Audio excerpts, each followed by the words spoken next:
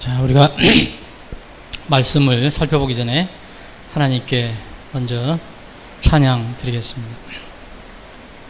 15장 영광의 왕께 다 경배하며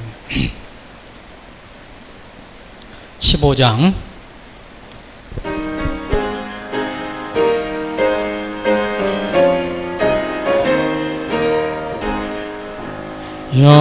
영광의 왕께 다 경배하며 그 크신 사랑 늘 찬송하라.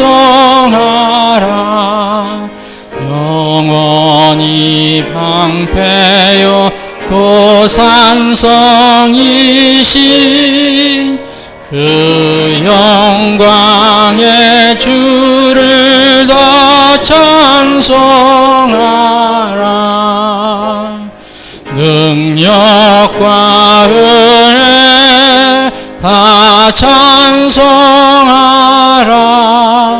그 옷은 햇빛 그 집은 하늘 그늘의 소리로 주 노하시니 폭풍의 날개로 주 달리신다. 저 아름답고 놀라운 일이 가득한 이 땅 다 주의 조화. 그 힘찬 명령에 더 잡히나니 저 푸른 바다는 옷자락이라. 질그릇같이 연약한 인생 주지하여 늘 강건하리. 창조주 보호자 또 우리 구주 그 긍휼 영원히 변함없어라. 오늘 복된 주일 아침에 이렇게 저희들이 모여서 왕 중에 왕이시고 주 중에 주신 주 하나님을 찬양케 하심을 감사합니다. 이 세상의 모든 사람들이 이런 특권을 받은 것이 아닙니다. 우리에게 이런 특권을 허락해 주심을 감사합니다. 오늘도 구원의 그 기쁨, 감격, 감사로 종일토록 주님을 찬양하고 경배하기를 원합니다. 주 예수 그리스도의 이름으로 모이는 우리 서울제일침례교회 이 회중이 함께 해주시고 이 회중 모임을 주장해 주시고 이 회중 모임 좌중에서 주님께서 영광 받아 주시길 원합니다.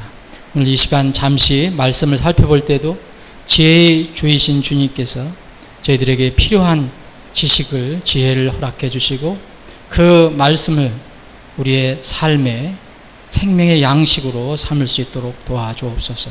거룩하신 예수님의 이름으로 기도합니다. 아멘. 한 장 더 드리겠습니다. 581장 581.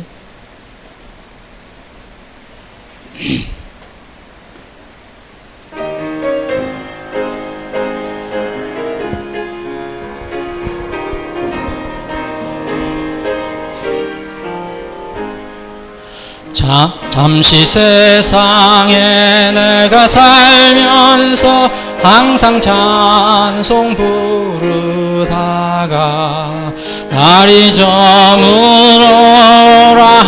하시면 영광 중에 나아가리.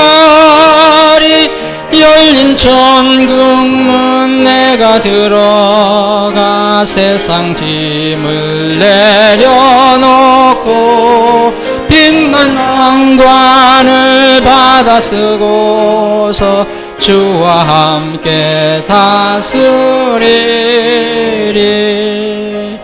눈물 골짜기 더듬으면서 나의 갈 길 다 간 후에 주의 품 안에 내가 안기어 영원토록 살리로다.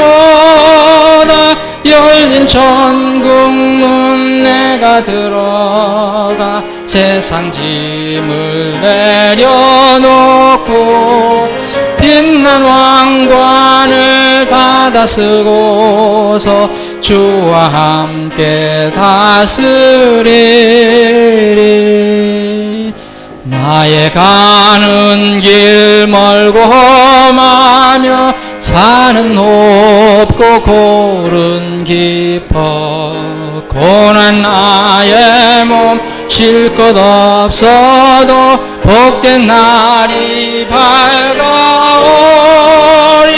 열린 천국 문 내가 들어가 세상 짐을 내려놓고 빛난 왕관을 받아 쓰고서 주와 함께 다스리리.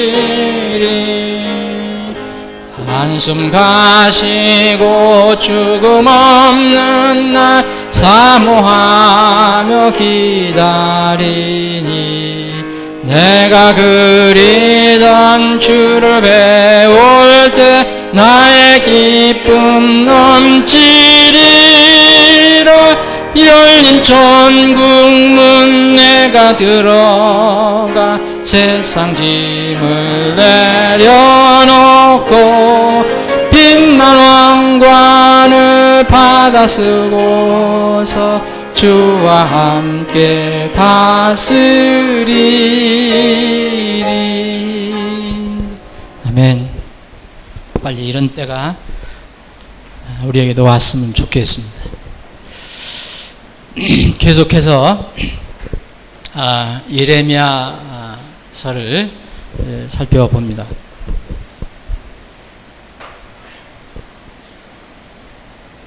지난주에는 예레미야서의 개관을 우리가 살펴봤습니다. 개관을 살펴보고 오늘은 특성을 몇 가지 살펴보겠습니다. 이 예레미야서는 남유다가 바빌로니아에서 멸망되는 그 시점에 이제 그 눈물의 대언자가 기록을 한 것인데, 그러다 보니까 제일 많이 나오는 그런 그 단어가 하나 있습니다. 그게 바로 그 지명으로 바벨론입니다. 바빌론이 그 어떤 분이 세 보니까 164번이나 기록이 되어 있는데, 이 바벨론을 언급한 것은 이 예레미야서를 제외한 다른 성경에서 바벨론이라는 그 이름이 나온 것보다도 그 다른 성경에 있는 바벨론 수를 다 세운 것보다도 훨씬 많이 나옵니다. 그만큼 바벨론과 직접적인 이런 관련이 있습니다. 왜 성경 대언 속에서 바벨론의 어떤 그 담겨 있는 의미가 중요하냐? 이 다니엘서를 보면 마지막 때 이제 주님께서 오셔서 세우실 왕국, 주님의 왕국 이전에 인간 세상에서 왕국을 네 가지로 이렇게 언급합니다. 물론 이 왕국은 이 네 왕국만 있다는 게 아니죠. 근데 이 다섯 번째 왕국이 등장하기 전에 세상에서 이런 주요한 왕국이 있다. 근데 그 네 가지를 얘기한 것은 그런 성격이 좀 독특한 그런 네 가지 이 왕국이라고 생각합니다. 바벨론 이전에도 왕국이 있었고, 로마 이후에도 또 왕국이 많았습니다. 그런데 다니엘서에서는 네 왕국을 얘기합니다. 인간 왕국, 첫 번째 바빌론, 메데 페르시아, 그리고 그리스, 헬라, 그리고 마지막 로마. 그 다음에 이제 우리 주님의 왕국이 세워집니다. 다섯 번째 왕국. 그래서 네 번째 왕국과 다섯 번째 왕국이 대칭이 돼요. 근데 다니엘서 2장 여러분들 보시면 알겠지만 그 금신상 얘기가 나오고 7장도 네 왕국에 관한 그 짐승의 표현이 이렇게 나오는데 왜 바벨론이 성경에서 계속 의미가 있느냐면 첫 번째 왕국이 바벨론이잖아요. 첫 번째 왕국이 바벨론인데 마지막 왕국은 로마인데 이 로마도 결국은 뭘로 불려지느냐면 큰 바벨론을 불려집니다. 큰 바벨론. 성격이 비슷하다는 거죠. 그래서 이 요한계시록을 보면 거기 마지막 때 이제 무너질 왕국,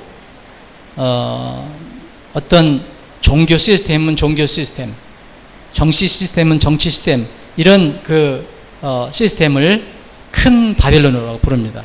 요한계시록 14장, 16장, 17장, 18장, 18장이 큰 바벨론이 무너지잖아요. 그래서 이 성격이 바로 주님께서 오시기 직전에 이 세상에 세워지는 왕국이 로마 왕국이라고 하는데 지금 뭐 실제 로마 없어졌잖아요. 근데 그런 성격을 가지고 있는데 이 로마는 또 첫 번째 세워진 바벨론의 그런 성격을 가지고 있다. 그래서 큰 바벨론이라는 그런 이름을 달고 있다. 지금 이 바벨론은 특징이 혼합, 무질서. 그래서 지금 종교적인 거 얘기만 하더라도 이 큰 바벨론의 그런 성격이 많이 나타나고 있죠. 모든 종교가 혼합이 된 겁니다. 서로 섞이는 겁니다. 그래서 기독교계에서는 이게 이제 본인들은 지금 아니라고 하지만 앞으로 그렇게 이제 발전이 돼갈 것입니다. 교회가 하나로 돼가는 것, 그리고 이제 종교가 하나가 돼가는 것, 이게 에큐메니칼이 혼합이거든요. 혼합. 이거 이제 그 정치적으로도 마찬가지예요. 정치적으로도 이제 하나가 돼가는 거죠. 그래서 진리가 없는 하나는 의미가 없어요. 진리가 배제된 사랑은 의미가 없어요. 진리가 항상 들어있는 사랑이어야 합니다. 그래서 그 바벨론이 예레미야서에 굉장히 많이 언급이 되어 있다. 다른 성경 나머지 65권에 나와 있는 성경에서 나온 수보다 더 많다. 또 하나는 특별히 예레미야서는 이런 어구로 많이 기록이 되어 있는데 말씀이 주께로부터 임하시다 혹은 주께로부터 임한 말씀은 이러하다 라는 그런 어구가 많이 나와요. 하나님께로부터 말씀이 임했다. 이런 어구와 함께 151개, 이것도 어떤 분이 세본 거죠. 그러니까 이런 대언의 말씀이 여기에 많이 151개 이상 이렇게 대언이 이 말씀과 함께 기록이 됐다는 거죠. 예를 들어서 2장 5절 같이 주가 이같이 말하노라, 주 만군의 하나님이 같이 말하노라, 주님의 말씀이 임하노라, 뭐 이런 어구로 해서 수많은 대언의 말씀이 담겨 있다. 자, 성경 또 에레미야서는 우리에게 우리 자신의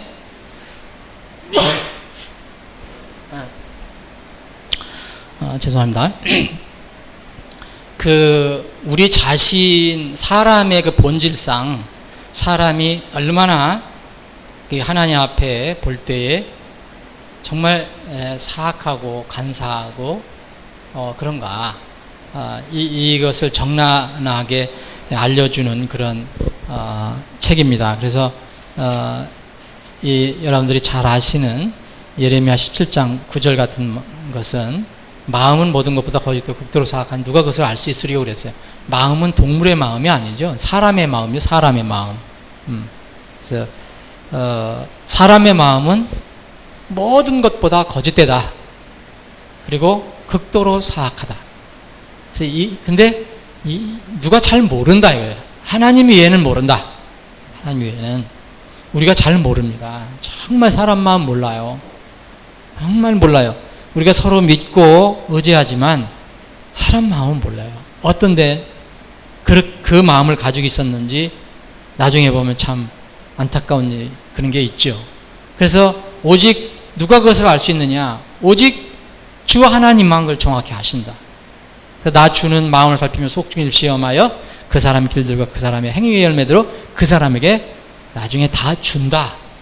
그래서 17장 9절하고 10절은 그대로 인간이 얼마나 사악하고 간사하고 정말 마음이 그러냐. 그래서 인간의 그 본질을 얘기하고 10절은 이것을 정확하게 앞으로 판단해 주실 하나님이심을 우리에게 알려주고 있습니다. 그래서 이 사람이 그래서 여기 예레미야서에는 예를 들어서 위선적인 예배는 드리는데 또 하나님을 섬긴다고 하는 종교는 가지고 있는데 정말 묘하게 거짓되게 하는 그런 것이 다 폭로가 돼요.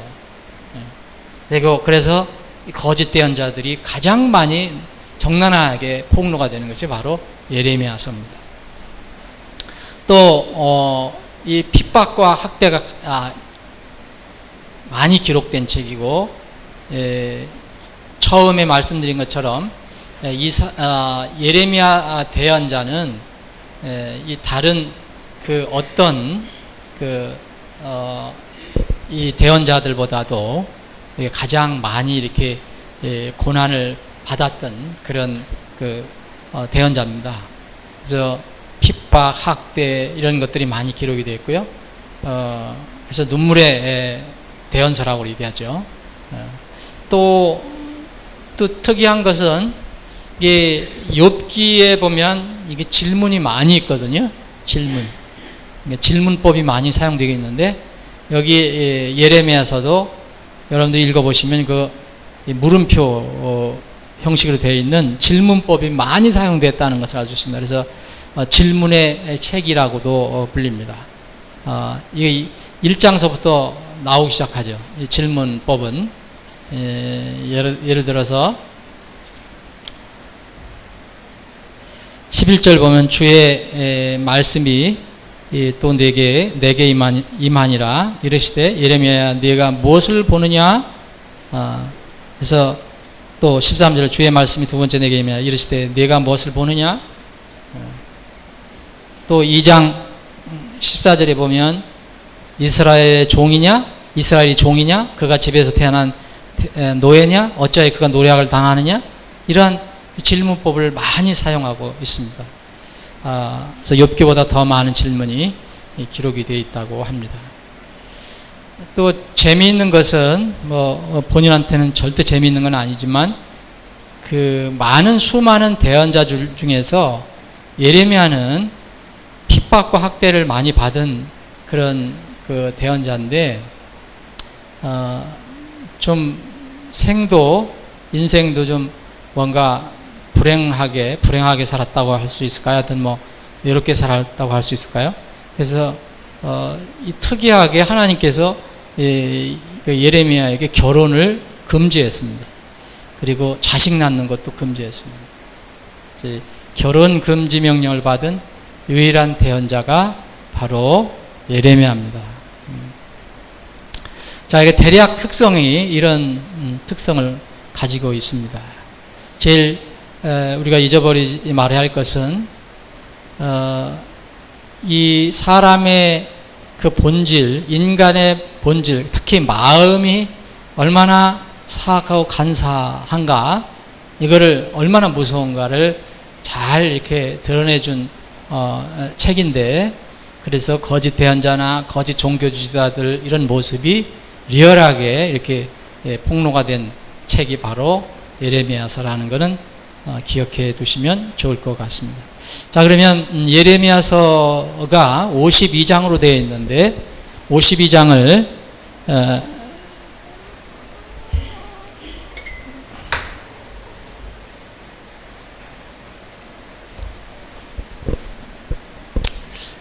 대략적으로 한번 그 요약을 해보겠습니다. 이 첫째 장은 유명한 예레미야가 주님으로부터 부름을 받는 그런 장이죠. 그래서 이 예레미야가 처음에 하나님으로부터 부름을 받았을 때 이렇게 겸손하게 이렇게 응하지 않으려고 했어요. 그래서 예레미야에 하나님의 소명이 기록이 되어 있고요. 2장부터 45장까지 45장은 1절부터 5절밖에 없는 짧은 장인데 45장까지 이 44장을 뭘로 할애했느냐면 유다에 대한 대언으로 할애를 했습니다. 44장. 그리고 이제 이 유다에 대한 대언이 끝나면 46장부터 51장까지는 6장을 이방인들에 대한 대언으로 할애를 했습니다.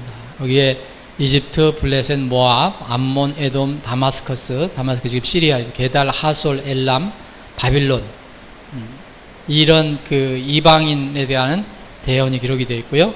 마지막으로는 예레미야의 이 그 눈물의 대언서라고 할 수 있는 예레미야서가 정말로 슬프게 기록되어 있는 것이 하나 있어요. 예루살렘의 멸망을 기록하고 있는데 34장에는 예루살렘이 어떻게 함락되느냐가 기록이 되어 있지만 이 52장은 마지막 예루살렘이 멸망되는 것을 기록하고 있습니다. 여기에 보면 바벨론 왕 느부갓네살이 와서 유다의 마지막 왕 시드기야를 잡아가는데 포로로 잡아가는데 무자비하게도 시드기야의 두 눈을 뽑아버리죠.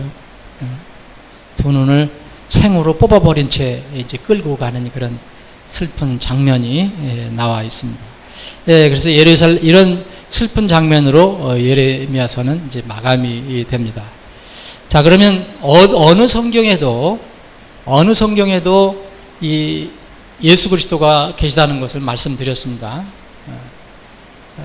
이 예수 그리스도를 이렇게 찾아내는 것은 사람마다 조금 주관적인 그런 면이 있겠지만 보편적으로 예레미야서에서 우리가 예수님을 찾아본다면 23장 5절에 보면 드러나게 이렇게 기록이 되어 있는 게 있습니다.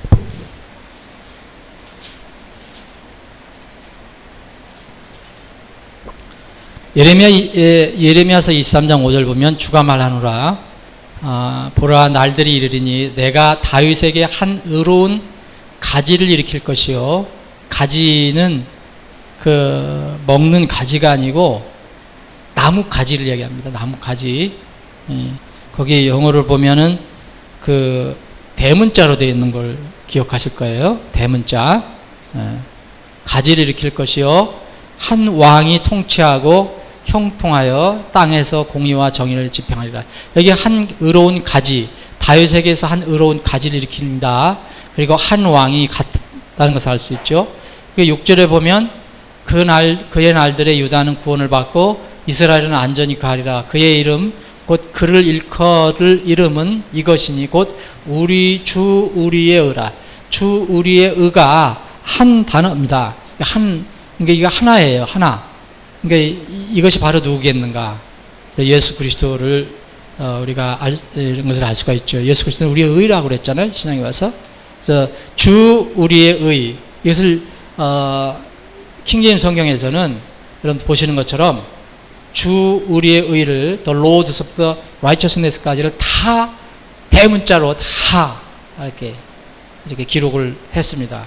그래서 분명히 어떤 한 인물을 이렇게 지칭하는 건데 바로 예수 그리스도를 얘기하죠. 그래서 여기서 가지, 그리고 왕, 그리고 이렇게 주 우리의 의, 이것이 다 예수 그리스도를 이야기하죠. 그리고 30장 9절에 보면 이제 그들의 왕 다윗, 여기 30장 9절에 보면 그들의 왕 다윗은 더 이상 여러분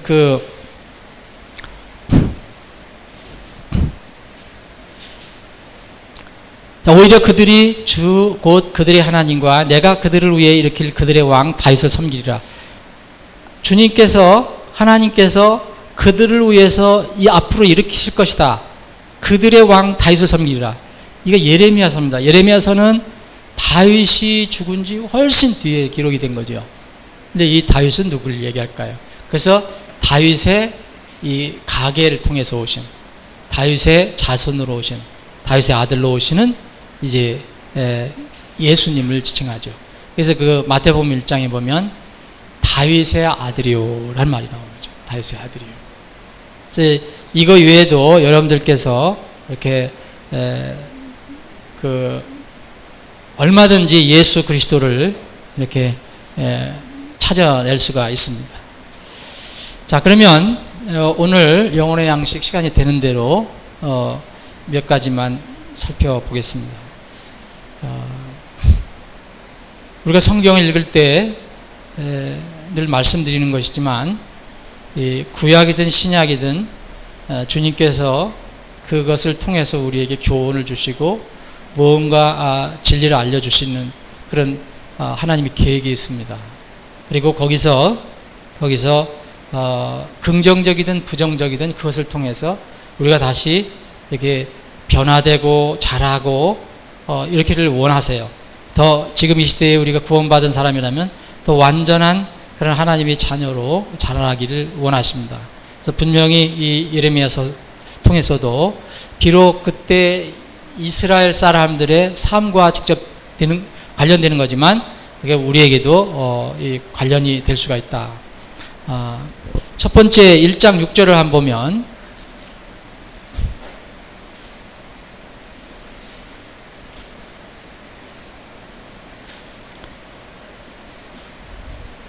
(1장에) 이제 예레미야의 말들이라 이렇게 나오잖아요.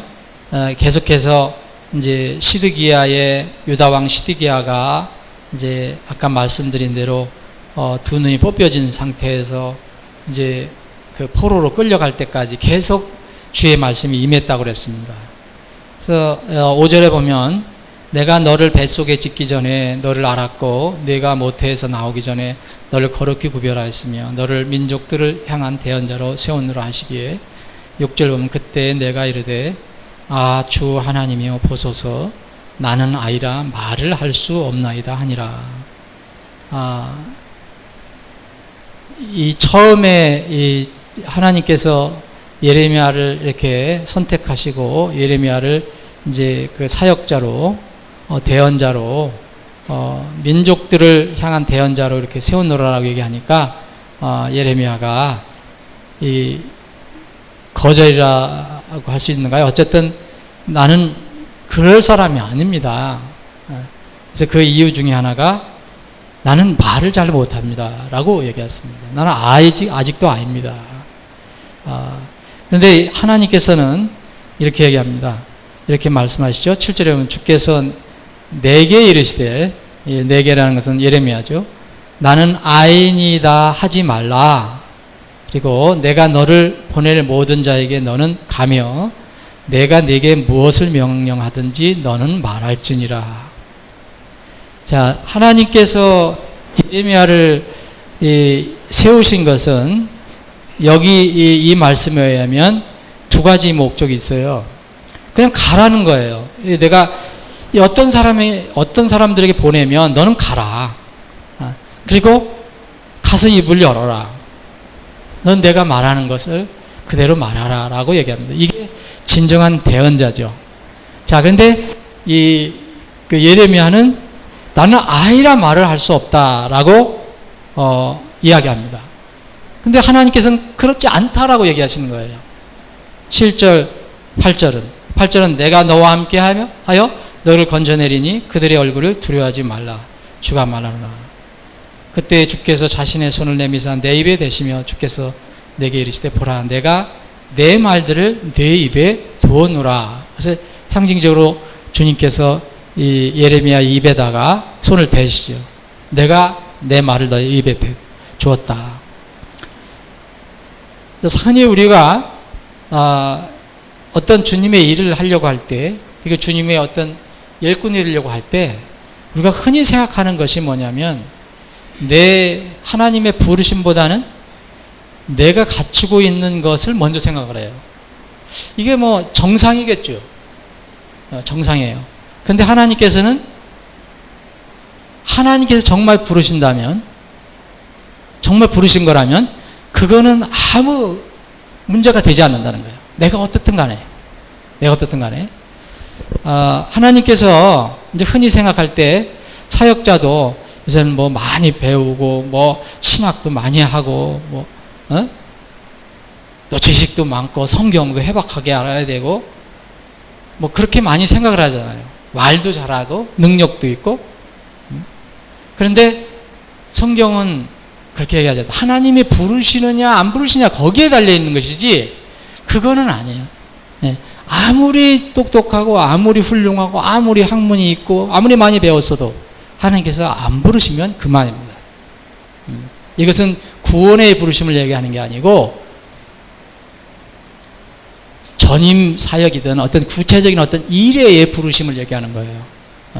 베드로가 처음에 구원을 받았을 때는 주님께서 이렇게 그물을 집어 던지고 버리고 날 오라라고 말씀하시지 않았어요. 처음에는 그냥 자기 그 형제를 통해서 안드레를 통해서 예수님을 만나죠. 다음에 주님께서 그를 찾아가서 이제 내가 너를 사람을 낚는 어부가 되게 하리라. 그럴 때 그 그물을 던지고 주님께 왔습니다. 누구든지 이렇게 구원의 부르심이 있고요.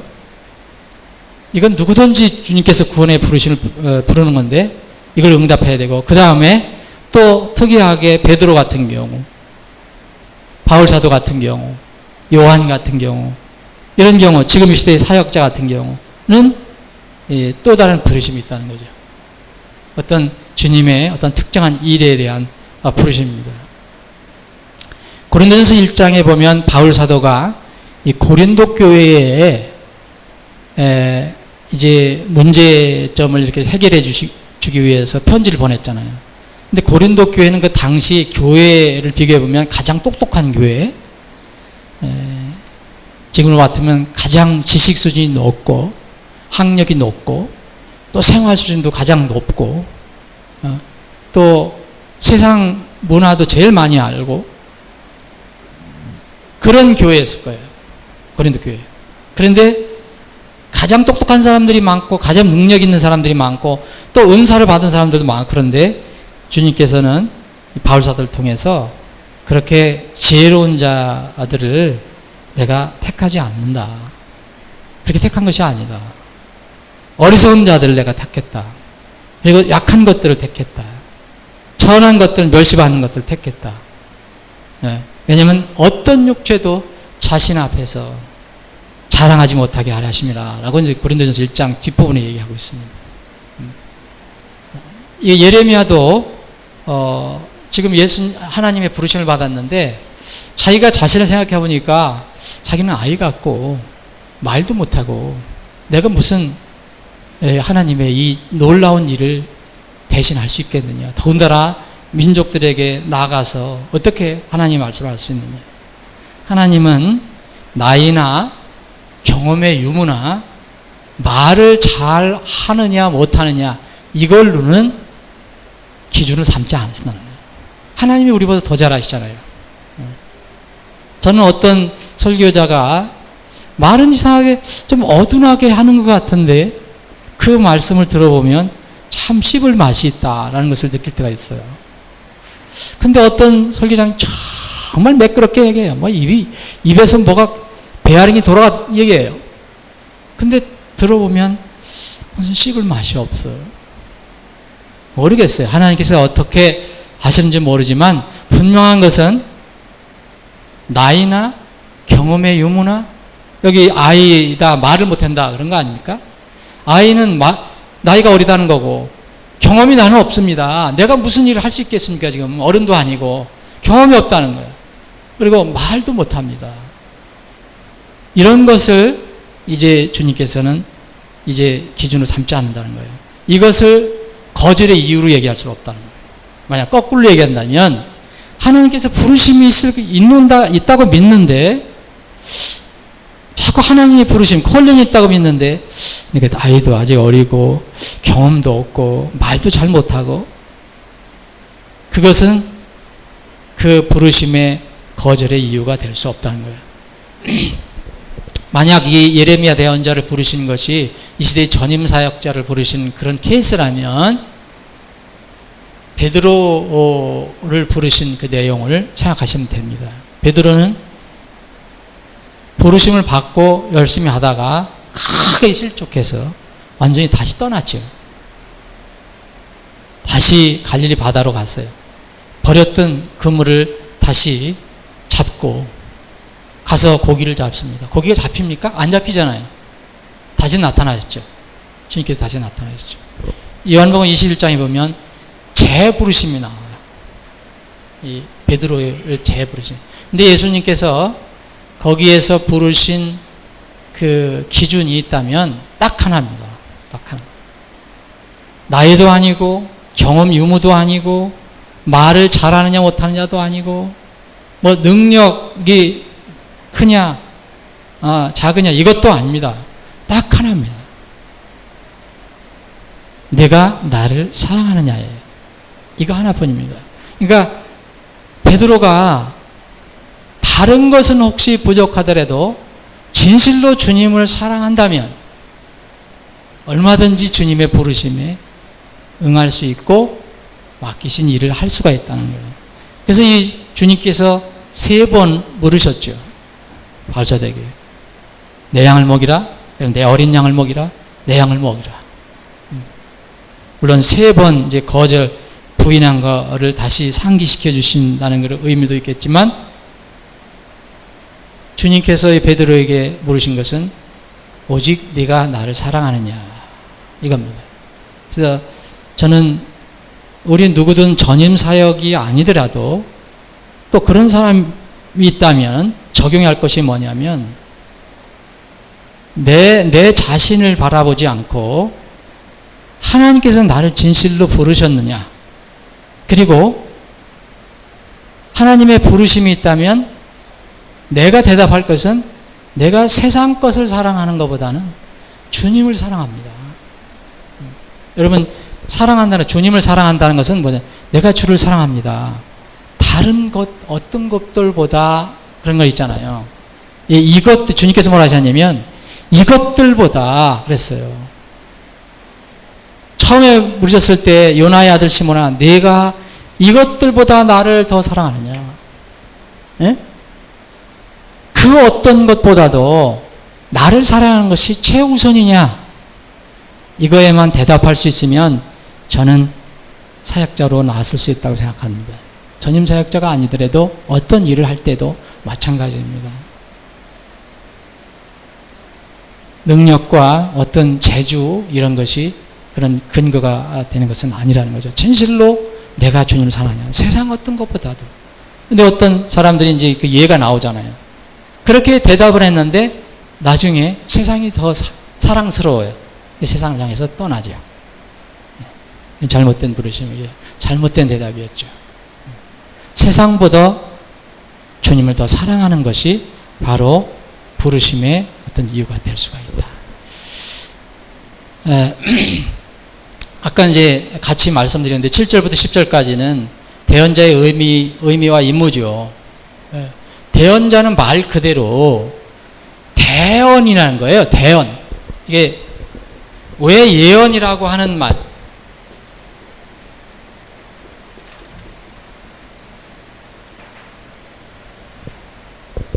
예언자라고도 할 수 있고 선지자라고도 할 수 있어요. 선지.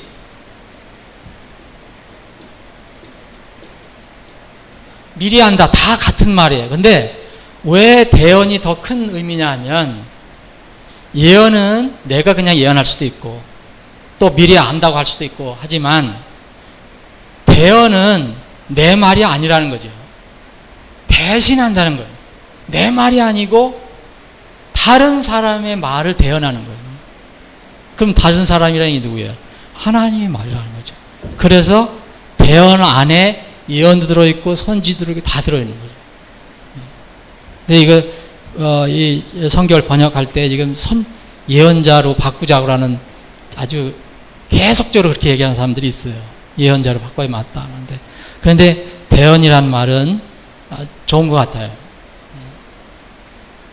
대언자의 의미라는 것은 내 스스로 얘기하는 게 아니라 내 걸 얘기하는 게 아니다. 그냥 무조건 받은 것이다. 그러니까 내 얘기는 거기 더할 수도 없고 뺄 수도 없어요. 이건 다른 말로 하면 대언자는 반드시 내가 주인이 돼서는 안 된다는 거죠. 나는 반드시 종이 되는 거죠. 나는 대사라는 거예요. 대사는 자기가 마음대로 이렇게 하는 게 아니고 본국의 훈령만 받아서 얘기하는 거죠. 그대로. 그래서 대언자의 임무가 바로 7절부터 이렇게 10절까지 그 기록이 되어 있는 겁니다. 하나님은 이 4절부터 6절까지 우리가 또 다시 한번 생각해 볼 수 있는 것은 이 하나님께서 예레미야를 부르실 때 이렇게 아주 강한 그런 그 용어를 쓰셨어요.